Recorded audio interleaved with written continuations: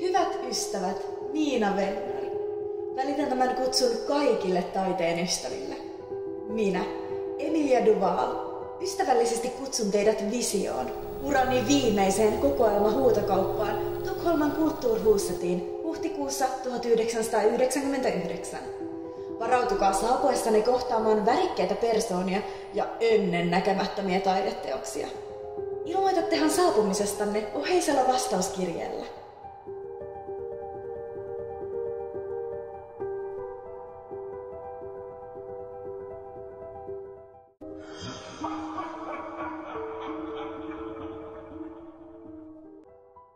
Mä olen Kosti Murto ja tervetuloa uuden Reikä-radion jakson pariin.